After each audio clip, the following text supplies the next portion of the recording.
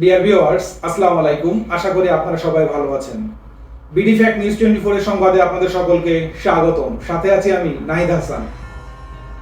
প্রিয় দর্শক, যেভাবে অসম্ভব প্রত্যাবর্তন ঘটতে পারে শেখ হাসিনার, চলুন সে বিষয়ে জানা যাক। গত 5ই আগস্ট ছাত্র জনতার তীব্র আন্দোলনের মুখে ক্ষমতাচ্যুত হন সাবেক প্রধানমন্ত্রী শেখ হাসিনা। ওই দিন তিনি দেশ ছেড়ে ভারতে পালিয়ে যান এবং এরপর আত্মগোপনে চলে যান।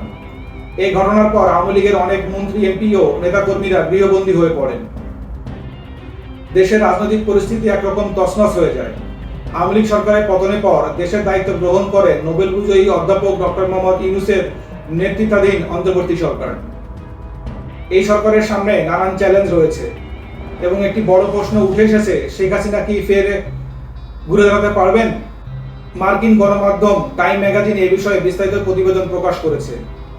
জুলাই মাসে কোটা সংস্কার আন্দোলনের মাধ্যমে সাধারণ শিক্ষার্থীরা সরকারি চাকরির কোটা পদ্ধতিতে সংস্কারের দাবিতে আন্দোলন শুরু করে। সেখানে শেখ হাসিনার নির্দেশে ছাত্রলীগ ও পুলিশ বাহিনী আন্দোলনকারীদের উপর গুলি চালায়, যা পরবর্তীতে সরকার পতনের কারণ হয়। শেখ হাসিনার পতনের পর দেশের নেতৃত্বে আসে অন্তর্বর্তীকালীন সরকার, যারা দেশকে দ্রুত নির্বাচনের দিকে নিয়ে যাওয়ার চেষ্টা করছে।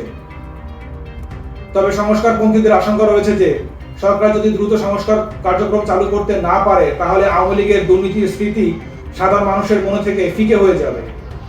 কিছু বিশ্লেষক মনে করেন, বর্তমান সরকারের কার্যক্রম যদি জনগণের প্রত্যাশা পূরণে ব্যর্থ হয়, তাহলে শেখ হাসিনা ও তার দল পুনরায় রাজনৈতিক প্রভাবে ফিরে পেতে পারে।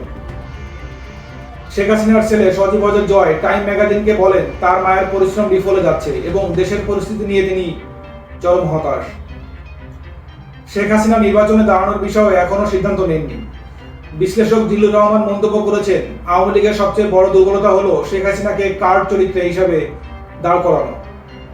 অন্যদিকে রাজনৈতিক বিশ্লেষকরা মনে করছেন, বাংলাদেশের নেতৃত্ব শূন্যতা সৃষ্টি হলে শেখ হাসিনার রাজনৈতিক কার্যক্রম সুযোগ তৈরি হতে পারে। শেখ হাসিনার রাজনৈতিক ভবিষ্যৎ বর্তমান সরকারের কার্যক্রমের উপর অনেকাংশ নির্ভর করছে। যদি অন্তর্বর্তী সরকার উল্লেখযোগ্যভাবে সফল হয়, তবে শেখ হাসিনার প্রত্যাবর্তনের সম্ভাবনা কমে যেতে পারে। তবে যদি বর্তমান সরকার জনগণের প্রত্যাশা পূরণে ব্যর্থ হয়, তবে শেখ হাসিনা ফের ক্ষমতায় আসতে পারেন। সুতরাং বাংলাদেশের রাজনৈতিক পরিস্থিতি অদূর ভবিষ্যতে কিভাবে পরিবর্তিত হবে তা এখন স্পষ্ট নয়। কিন্তু শেখ হাসিনার পতন এবং অন্তর্বর্তী সরকারের কার্যক্রম ভবিষ্যতে রাজনৈতিক প্রেক্ষাপট গড়ে তুলবে।